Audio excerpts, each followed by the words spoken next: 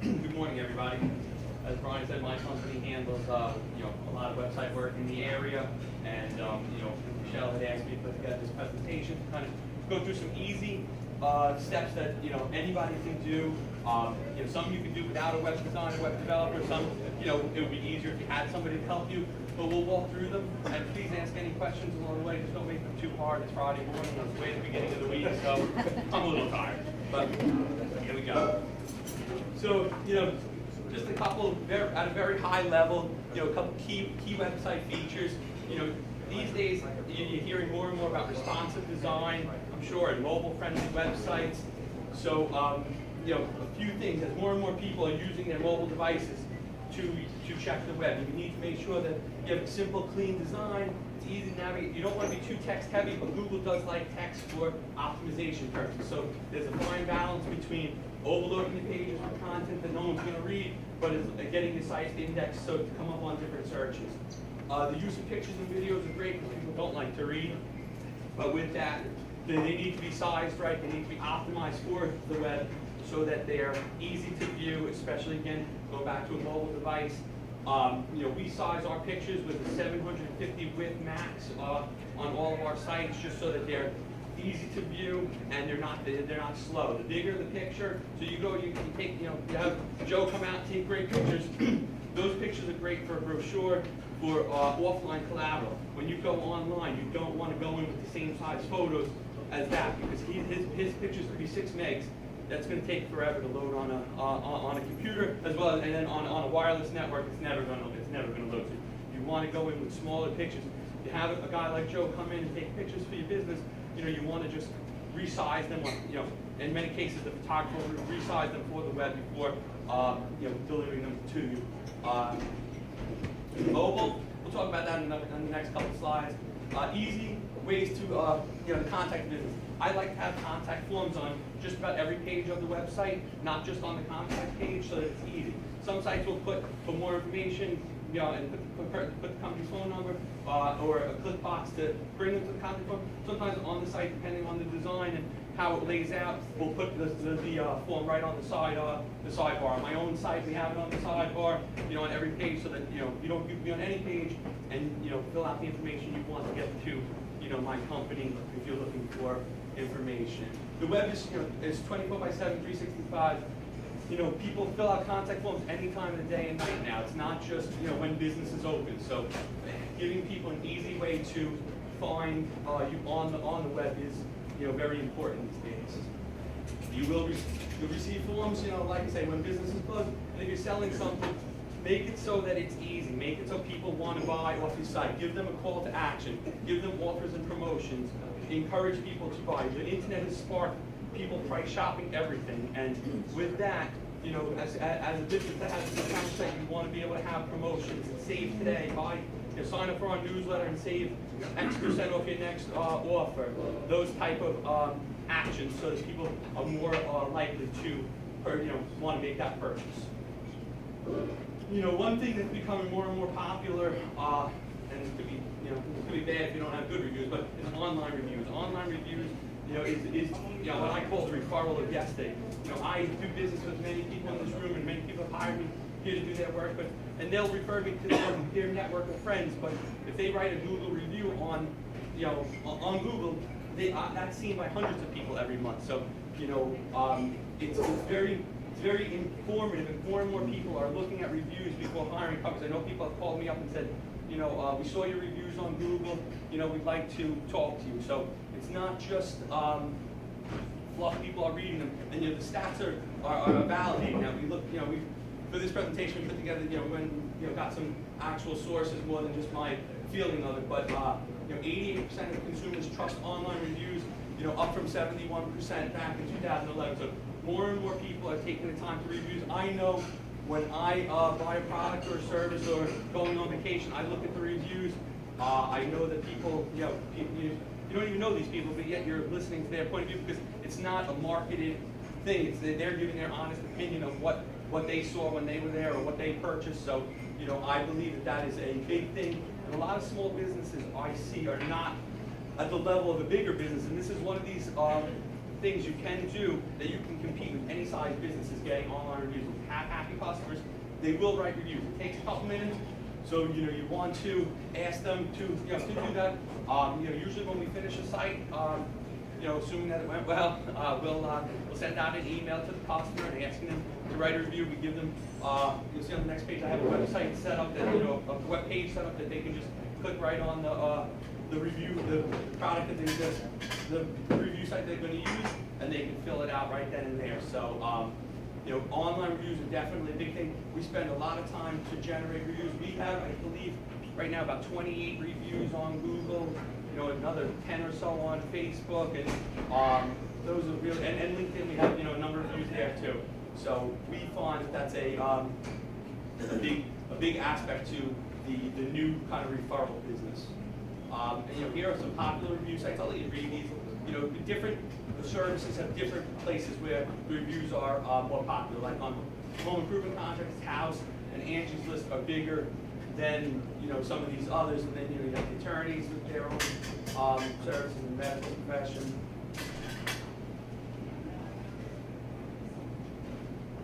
So, like I said, we ask happy customers to complete a review. We send them a personal email, and then but again, most companies don't send that personal email, don't ask for it, or don't do it. That's what I have seen.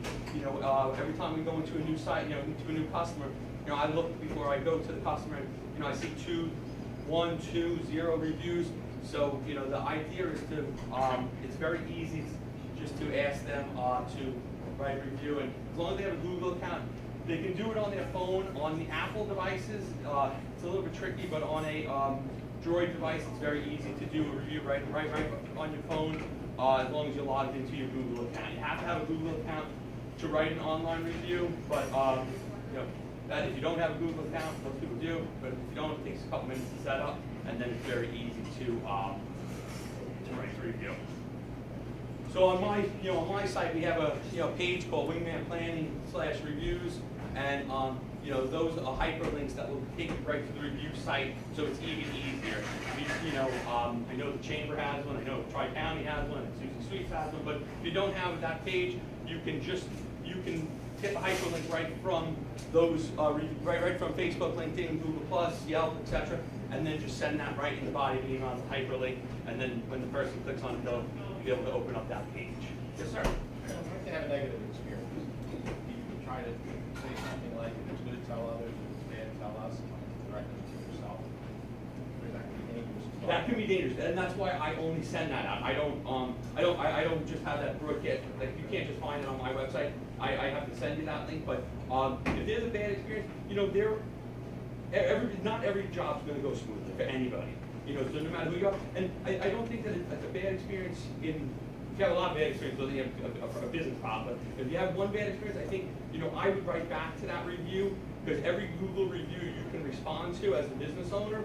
So initially I would try to diffuse it before it got to a review point, and try to do whatever I could to save it before it got there. But if it did get there, then I would reply back and let other business owners know that let other consumers know, rather than customers know, that you're looking to rectify. Like I say, every job is not going to go perfect. So as long as you're standing behind your product and looking to try to rectify and come up with a solution, I think that's okay. Sir. Yeah, just to add to that, and I have a question for you as well. I've come across reviews where they're negative, they're not scathing negative, they're just negative, and then the business owner replies to it. That actually carries more weight for me than having not seen the negative review in the first place, because it gave the business an opportunity to defend themselves, which shows that they are engaged and there was an effort and something probably happened bad, but they don't want it to happen again, which is why they're there in the first place. You mentioned, and I don't know if you were talking specifically about Google, can you leave Google reviews from a mobile device? That was under the impression you couldn't. You can. I know you told me that last week. I actually looked at 2 phones this morning before coming. On Apple, on iOS, it's very difficult to do. Okay. You can go into Google Maps application, and technically you can do it. It is very tricky to find, okay. But on the Android platform, you definitely can do it, and it's very easy. Okay. So it's essentially just Apple and Google are competitors, and Apple is just not making it easy for Google to build up what could be a valuable resource. Yeah, and Apple provides, in some cases, in the Maps applications, they'll provide Yelp reviews too, because again, they're, so yeah, It's a relationship. yes. Sir. Another question. Now, you teach people how to do this? Well, my company does, we do this work. So in other words, you set up a website. Yes. What if for our business members, they have a website, they're not doing online business, in other words, they're not IT savvy, and you teach them to do that? Yes. And do what you can. Let's go, let's set up a course for free, give all the best business members, like possibly get the funding for you to teach something like this. It would take 6 to 8 hours, that's what's required. That may be certainly an added benefit. You know, 6 hours, look, I mean, look at the value added, I mean, and it's FREE. Yes, sir. I notice on some websites, in particular, it's a competitor, it's a big DJ company, and I notice they have a 10 million 5-star reviews on their website, but no, everything's all 5-star, and I know that that's kind of, it's probably phony. Can you have a way of control, I know obviously on Google or something like that, you can't really control it that much, but on your own, on a website, is that controllable where only good reviews go through? Or? Yeah, on your website, yes, you can definitely Yeah. set that up. So there are a number of companies where we've set up reviews on their website, which are not Google reviews, which are not Yelp reviews, but there are reviews that their customers have put in, and we're able to set that up so that they can put in, they can get the reviews they want through their website, and then once somebody submits a review, it goes to they get an email that says here's the review, and then they have to just approve it so they can put on the reviews that they deem worthy to put on. And then I guess that will also, you're getting feedback too, so you can respond Yes, to the exactly. bad review. Yes, sir. What about Facebook likes? How much credibility put that compared to the review? Well, Facebook likes are totally different than a review in the sense that Facebook likes are the people that like your page, and when you put out an update on Facebook, that are likely to see your post. That really doesn't have any really weight to a review, but Facebook you can do a review on a business page. On Facebook, like doesn't necessarily mean like. And it doesn't necessarily mean you're going to see the content anymore. You're absolutely right, too. So, like I said, we set this up just so it's easier for the customer, but, very easily, you can send out an email with a hyperlink to any of your review pages and have them fill that review right out online. So, this is just a review page. This is what the Google review looks like. So, I just took a screenshot of my company. So, the first thing is, you'll see there's 1 to 5 stars, and as you hover over, it'll say, with 1 star it's like dislike, 2 stars like not that great, 3 stars is like average, 4 stars is pretty good, and then 5 stars says loved it. So I always also, when I'm talking to customers that are happy, because this is a little bit tricky if you don't really pay attention to the hover, you can put a 1-star review and write great comments, and you have a terrible review, the company has a terrible review. So I always like to let them know that when they see loved it, that's when they know that they're at the 5-star review. And then they'll describe your experience. You'll write in text there in the middle section, and then once you've written in text and you have hovered over the number of stars you want to use, that publish button will become a darker blue, and you hit publish, and that will take you to that'll put it on the web. And then as a business owner, you get an email saying that a new review has come into Google, and you can see the review through your once you're logged into your business center on Google, and then it'll automatically post. You don't have to do anything in the way of Google. They're going to post the review for you, and there's no taking that review down. So, to Joe's question of if you on your website can you control it? Yes, but when you go to Google, Yelp, any of these sites, you can't take the review down. You can respond to the review, and if you claim it as spam as a competitor or somebody that's just trashing, you can submit to Google like that it's an abusive review, and then they'll deal with it. There are times when Google will take down your review. That's a real review. We've had that where if they think it's spam or if they don't think it's a real review, they can pull down your review, which is a little bit annoying because I know we've gotten real reviews in the past that have come down for no reason. But they have their own, they're looking at IP addresses, they're looking at email addresses, they have other factors that they're looking at when they're deciding if a review, if they deem a review real or fake. So very quickly, it's a very simple process. So the first thing is just sign into your Google account. The second thing is just go, the stars, the write-up, and then publish, and you're done. So Susie's Sweet Shop, we figured we'd show their Google Plus page today. So on their Google Plus page, just to give you, go a little bit more than just reviews, they've added their own profile picture, which is right, here. This can be changed at any time by the business owner through their, business section. They put their logo up here. Again, Google gives you a size that you can use for both those pictures. You can put in your hours and your address, your phone number, and then here you have the review. So they have 4 5-star reviews, and you can see what people wrote about them here. It's a little bit small, but nice things. The chocolate's great, so really there's nothing bad to write about. I'm sure everybody's heard about the Google change that took place at the end of April, but just to go into in a little more detail, Google changed the search algorithm. It was the biggest change they've done in years. They feel that more and more people are using their mobile phone and tablet to view the web, so they want everyone's site to be mobile ready. And what that means is they want it to be built so that it's easy to look at on a phone. They don't want you having to go like this and having small content to view it. So they're now awarding on searches. They've now re-indexed their searches on mobile. So if you do not have a mobile site, it will not affect your desktop searches. But if you on a mobile site, you will see if you're not mobile friendly that your rankings could go lower. They started on April 21st, and they're going to be re-indexing sites. So, and it's mobile, it's page by page mobile friendly. So if your home page is mobile friendly, but then your about us page or the context isn't, those pages won't do as well on a mobile search, but your home page still will. If you're going to do the mobile, if you're going to make your site mobile friendly, make the whole site mobile friendly. Don't just do a page at a time. It's not worth it. You can spend more money and time and aggravation over it. So, I don't think it's good. So they're rewarding people that have mobile friendly sites, and what's not mobile friendly? Pages that require the pinching, squeezing to read, small text, buttons and checkboxes that are too small and tight so that you end up hitting the wrong page. I know that I find it annoying when I go to sites like that. I'm sure others do too.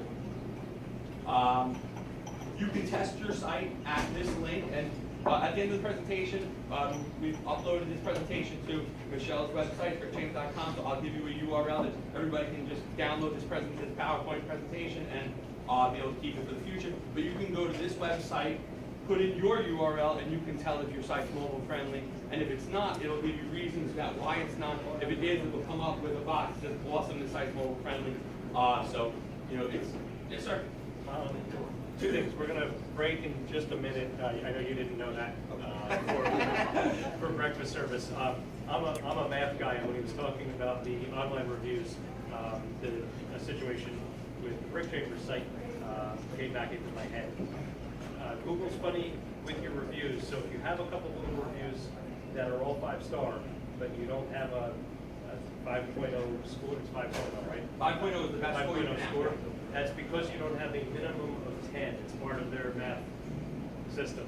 Unless you have a minimum of 10 reviews, you can't have a 5.0. So if you have 9 5.0s, you're still like 4.8. You're 4.9, yeah. So They're very annoying like that. once you get your 10. So I'm going to use that opportunity to ask everybody in here when you're done to go to the Brick Chamber website. Brick Chamber needs one more. Come on. Who's going to be the 10 we can do it here today? And give us one more review. They get free membership. On that note, good morning everyone. Bruce Van Sickle, I run the dining room here. What we're going to do is if it's okay, we're going to take a quick break on part of the presentation. Allow I you say guys. it's not okay, still going to do it. Pretty much. I'll be honest. So because of size restraints, what I'm going to ask everyone to do is we're going to start with this leg first. We'll invite you up to the buffet, and then when they're done, this back leg, and then last, this front leg right here. So we have an omelet station. These students will be cooking things live from Chef Gary's best over here. We have a couple different items, and if you have any questions about the items, these are students, so please ask those questions to the students, and they should give you the proper answer. Okay? So with this leg, forward up. Absolutely, service features around, yeah. All right, so I'll go. Have part of this leg, and thank you guys. was getting at the back of this. I got it.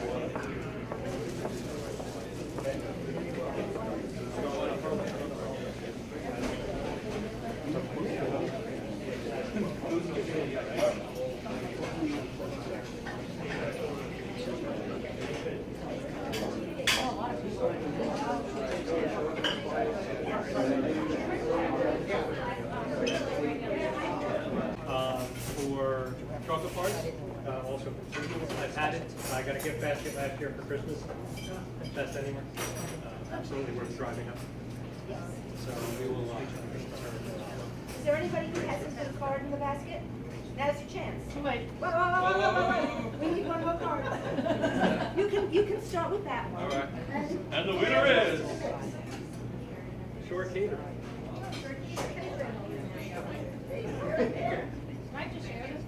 No. You can.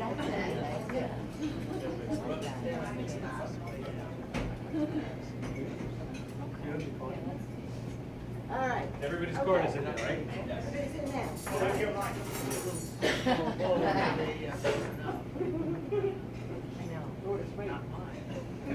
Valley Studio.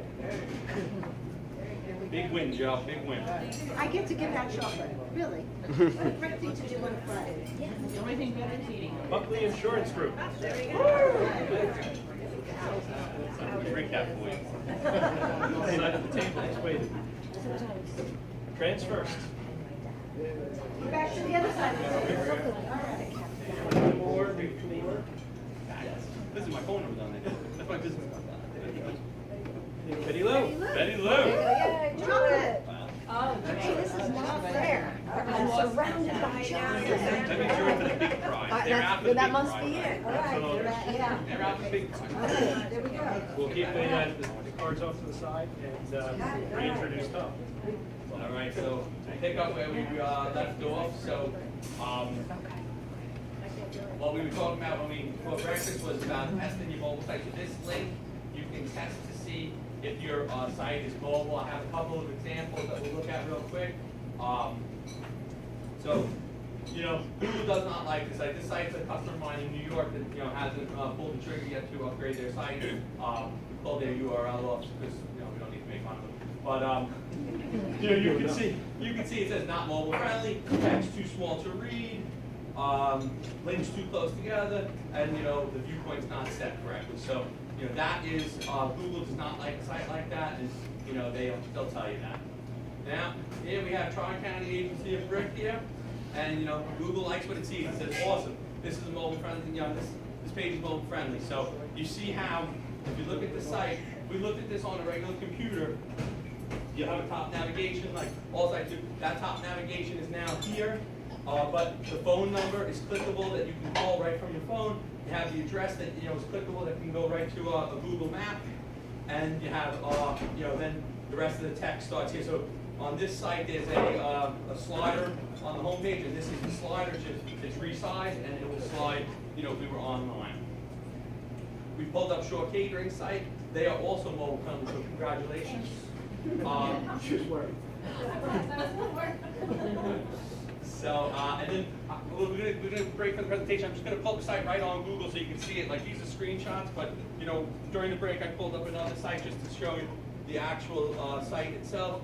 So here you will see, I went to that link right up top. This Google. Here's the link. We put in the test, and this is how it does it. It will analyze the site, and then it will come up and it will tell you. And if there's something wrong with the site, it'll tell you that as well. So there's sometimes where it'll say it was blocking images, or the images were big, or if there's something. If it's still mobile friendly, but it is a little bit of a problem, they'll let you know what that problem is so that you can correct that problem.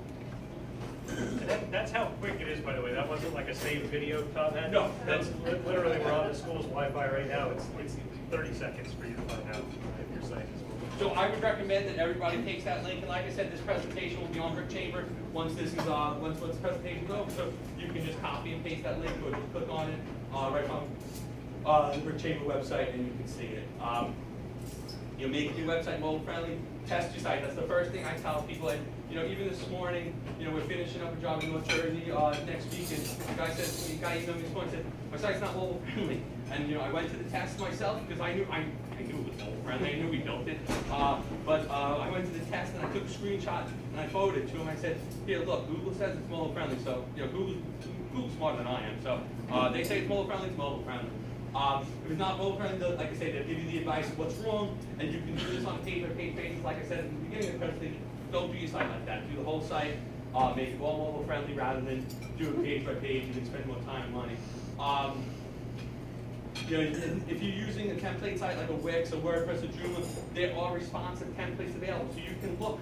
If you're not going to use a development company like my own, but you said you want to get like a template site, you want to do it yourself. When you go to those sites, you can look and they'll tell you if it's a responsive template. That's what you want to make sure that you have. If you're going to do it yourself, you want to still make sure that it's responsive, because that's where, otherwise you're going to have the same problems you saw. And I recommend testing after modifications are made. So if you bring a web developer in, you do it yourself, after today, just because it says responsive, just make sure that it all works, because, Google's the final answer, not, an individual web developer. We're going to talk a little about SEO, which is search engine optimization, just ways to increase your web presence. There's Google has an algorithm of many different things that they determine how the search is going to rank when you do a search on you would pull up insurance, Brick, New Jersey, or flowers, Tom's River. There's a criteria. There's hundreds of different factors that go into that search. One of those factors is it mobile friendly? One of those factors is the content on the site.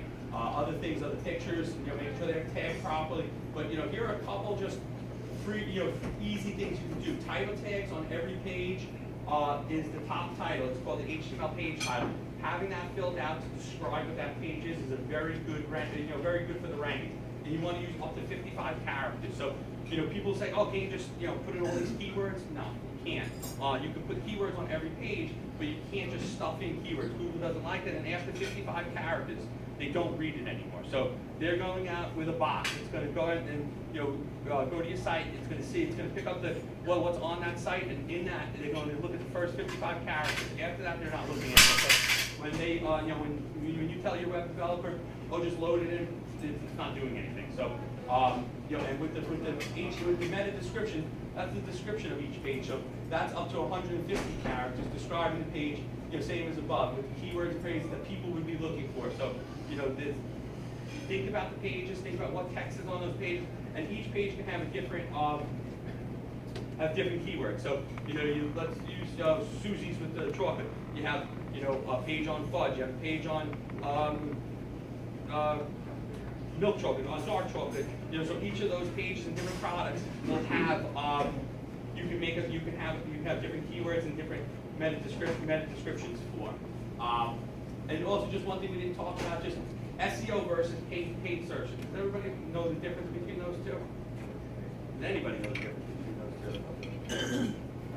Brian, I hope you do, but let's hear what your description is. Brian, tell us. Yeah, I have to put my hand up.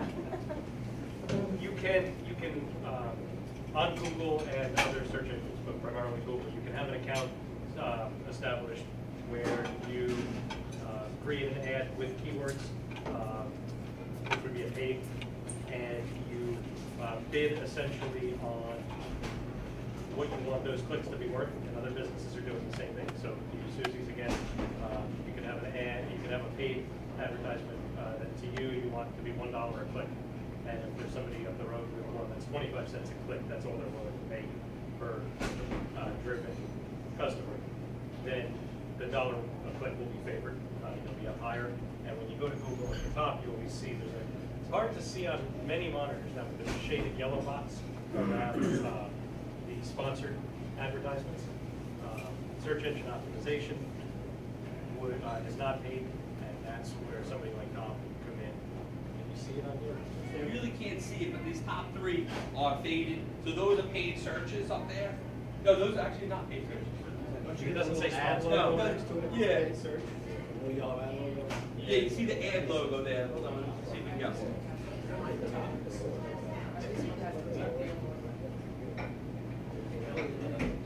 Alright, so there you go. See, that says ads, on those two ads, on the top, you see two ones that have ads, right? Yeah, that one, it's fine. Oh, come on. Oh, you're going back. Oh.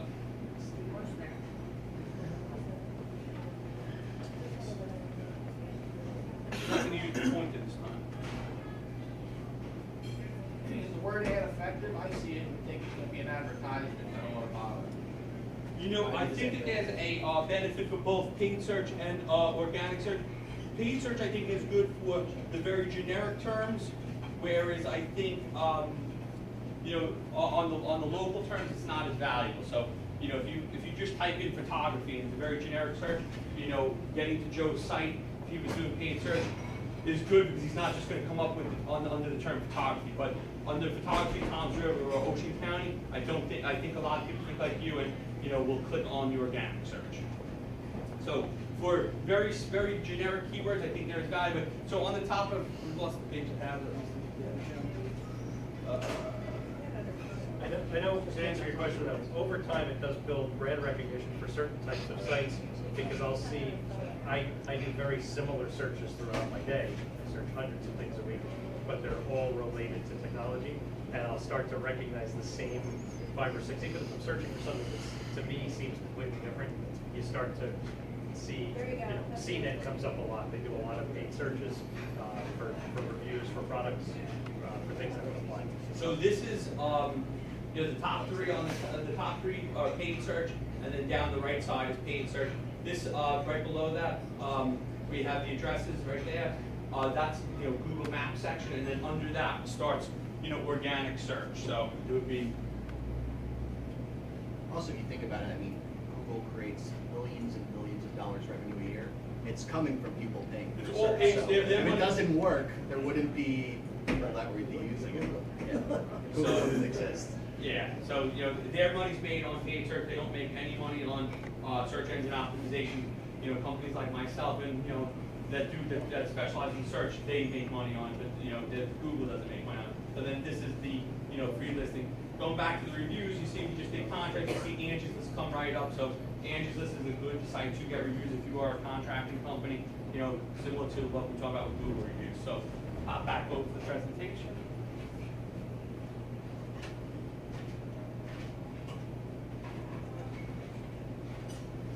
So, you know, the organic section is below the paid. The paid search is, you know, and like Brian said, it's based on keywords, budget. So you put in a budget that says, I'm willing to pay X amount for this keyword, and I'm willing to spend X amount per day.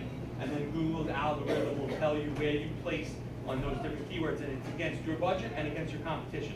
So if you have a competitor that's out there, that's, you know, that's inaccurately bidding or just bidding high, they're going to show up. Not so much that it's because you have low bids, it's just that they're willing to spend more money. So it's all based on, you know, what you're willing to spend as well as what your competition is willing to spend, and then the time of the day, you know, how your hits come in. So if you get a lot of hits in the morning, you might have used your daily budget pretty early. So then Google will back you down because if you're saying that you're willing to spend $20 a day, then once you get to $15, your rankings are going to go lower during the rest of that day.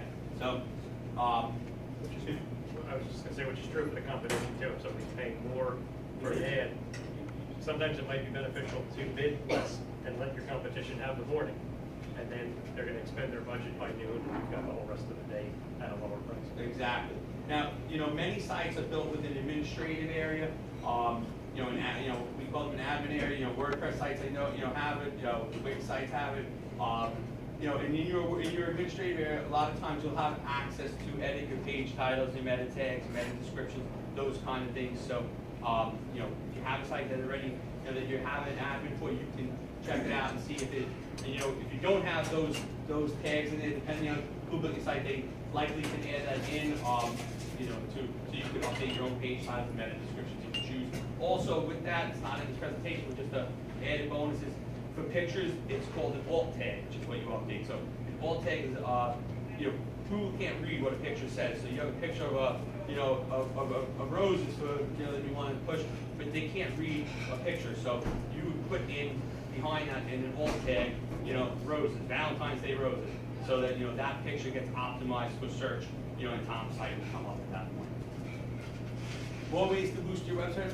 Google likes it, I like it, I think it's easier to read, search engine friendly URLs. When you develop sites in what's called PHP, which is the language that most of these sites are built in these days, it doesn't come up, Wingman Plan says website design, we make it so it's what comes up. It would normally come up with /pages/PHP, $ID, but no one wants to read that. It's hard to remember. You're not going to send that link to somebody that says, PHP $ID equals 67. People, think it's a virus. People are going to look weird at it. So, if your site doesn't have the search engine friendly URLs, again, it's another thing that is helpful. It's clear. It's easy to, for your consumers as well as the search engines like it. Set up. You see, it says need detail. We're going to talk more about the detail of what was going on. But set up social media. Google likes social media, and they like to be able to, they like when you have different social medias because they feel you're more engaged, and they don't like sites that don't have a lot of activity on them. They feel that they're stale sites, and that will hurt your rankings too on organic search. Here is how to track all this traffic. So we talked about bringing people to the site, having a clean site, and doing the reviews and little search engine optimization. But now what does this all mean? So Google Analytics is a code that you put on your website, and it tracks all the activity that goes on. It's very creepy. You can get a lot of information on what visitors type into the search engines, how many pages they stay for, what type of device they were on, what version of Internet Explorer they're using, where in the country what IP address hit the site, where in the country they are, or where outside the country they are. So you can see a lot of information in Google Analytics. You can spend hours in there. There's very key highlights, but if you wanted to dig deeper, it shows you the page, how traffic happens. So if they come to your home page, and then what page they hit next. So they have every bit of tracking on it. And so if you have Google Analytics, you can log into your Google Analytics account, and then you can see all this. This is just a quick summary view. It tells you returning visitors versus new visitors, the bounce rate, the average time per on the site, pages per session. So there's a lot of different metrics here, and that makes sense. And you can definitely get sense to play how many visitors, what percentage of your visitors are mobile friendly versus came from a mobile device versus a desktop computer. So there's a lot of information within here that you can get. It's Google Analytics is a free service provided by Google. All you do is set up an account, get the code, and get it added to your site. Most web companies can do that. Again, if you need help, let me know. We can talk to you about that. Yes, sir. Can you do that for a section like the college has a general site? On the subpage and the subpage and the subpage. Yes. And I analytic my subpage. Then the next is Google Webmasters. Google Webmasters is an offshoot of Google Analytics. It started a few years ago, but it gives you even more analysis into your searches. So, again, we threw my analytics up here. So in whatever period of time we were looking at, I had 44 impressions on someone that typed in Wingman Plan. An impression means that they went to a Google search, they put in the word Wingman Plan. It means that it showed up on that page. So when the results are delivered, that's an impression. Until they click on it, which is 16, that those are, so there was 28 people that never clicked on my URL on that link. They might have clicked on a different link. They might have clicked on my Facebook page, on my Google Plus page, or or they might have done nothing. But so there was 44 people that the page was shown to, and of that, 16 clicked on it. And then you can see different keywords. And then also within analytics, it'll show you your average placement. It's not on this page. It's that button that right there. But you can click more for more detail. But it'll show you your average positioning. So it'll show you, you showed up number 5, number 6, number 10, number 20. There's 10 listings on every on the first page of Google. So when you do if it says you're 5, well, you're in the middle of the first page. If it says you're 15, you're in the middle of the second page. So you can see where you're positioning, and then you can do a lot of trending with this. So you can look at last month or last quarter, and to see what words are clicking, what what the impressions look like. We like to look at the impressions to see, are they going, how are they moving? Are they going, we're doing SEO work with somebody. I want to make sure that the impressions are going up, the clicks and then the clicks follow. Relationship-wise, that average click is gonna be roughly the same, so you wanna make sure that your impressions are going up, because if your impressions are going up, your clicks are usually following, in most cases, unless it's, a different issue, but for the most part, that is, that's the way it goes. So, it will show different searches, you can put in the phrases, and again, that goes back to SEO, and when you're thinking about what are those search terms you want to use. Well, if you see a site, you see web design, NJ had 83 impressions, or Long Island Web Design had 149 impressions. Those are sites, those are highly trafficked, there's a lot of traffic on those terms, so you want to make sure that you are, indexing those pages to come up on those different searches so that you start showing up and getting clicks on those. I think with that, I am wrapped up, but if you guys have any questions, I'm happy to, answer. Tom, in terms of getting people to do reviews, Yes. I frequent one business, and when I go there, it gives me an option to opt out of it. But as soon as I leave there after every visit, I get a text message, I get an email that basically says, gives me a link directly to Google's page, says, we hope you loved your service. If you, for whatever reason you didn't love it, we would love to hear about it. Gives me an option to check if I didn't love it, would you allow us to reach out to you so that we can make the experience better for you for next time? And I can actually say, when you put in comments, the owner herself calls to find out what the experience is.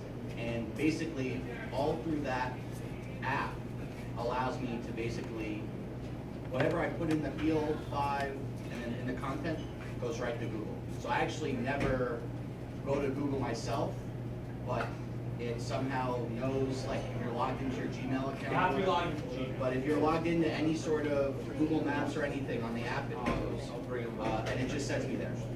Like, are there turnkey solutions available where, because it's a hair salon, I know she's not designing this herself. I know she's very smart and very capable, but like, she has this thing. Like, are there platforms out there where you can do that? Because it's almost, it's harder for me to not give a review than, that's how easy she makes it. There are things out there that you can do that. You have to, the whole thing is you have to be logged into Google. If you're not logged into Google, that will never work.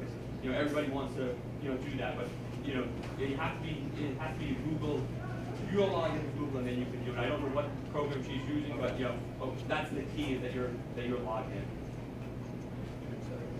I was gonna make a point kind of to what Adam's saying too, because I'm looking around the room, and even to me, I'm in the technology field, and some of this, it's a lot of information. It sounds difficult. It's all easy, I know firsthand.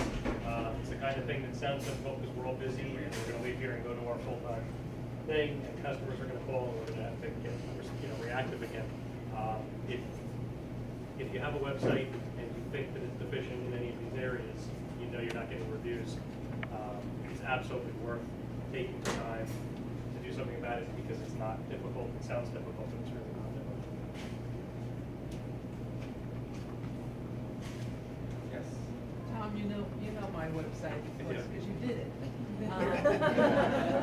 But it's mainly paintings, so it's a visual thing. Is that hurting me? As long as, no, because your website is really more about your painting and the visual. People, you want to bring people to your site so that they can see the work that you do and see what you do and how you do it, and like the work that the art that you do. So, but from a SEO perspective, as well, if you're looking for additional SEO, we can definitely put page titles and and alt tags in on some of those painting different. You have painting pages, and then you have pictures within those paintings, and then alt tags would be the answer there for that. Yeah, I know yours is all photos. Because I want to click on a photo, it's a flower. Yep, I like that, okay, I'm going to Thank you. Yeah. I think they have. Which, Tom, if you have a very visual, like photographs and videos and stuff, like we were saying before, the alt meta tag, the alt meta tags. The alt tags are very important to pictures. And then on YouTube, if you upload YouTube, there is places to put titles, the YouTube title tags in there on the YouTube side before you bring the embedded video over to your site. All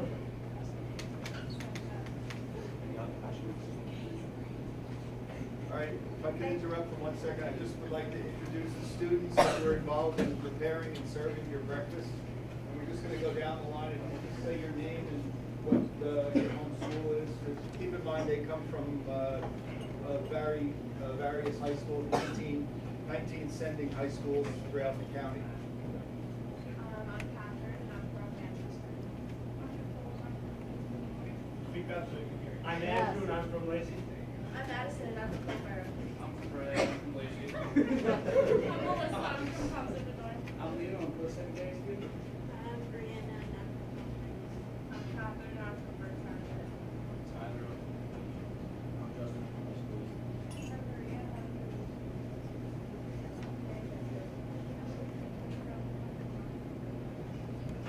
Thank you.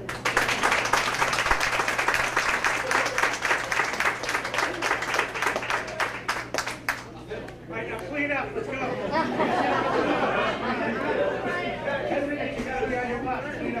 If anyone would like to see the building, I'm available. They did agree to keep the bakery open a little longer since we were in a meeting here, so stick your nose in there and see what they've got. And thanks for coming. I'd like to thank you all for coming, and I would like to thank Mirabella Wingman Planning. Every time I hear it, I learn something else. Probably not the fastest learner, tech-wise, but thank you so much. That was awesome. A reminder that if you want to check your site, if you want to see if it's mobile friendly, go to our site, brickchamber.com. And then put it /brickchamber.com/5 easy ways. I'll pull it up real quick just so you can see it. Okay? That's on the site as well as other wonderful information that Tom keeps updating for us. I'm going to remind you all that there are surveys on the table. Thank you, Brian, for doing this beautiful survey in color. If you would let us know what you want, what you thought of this, what you would like to see in the future, it would help us in planning. You can put your name on the survey or not.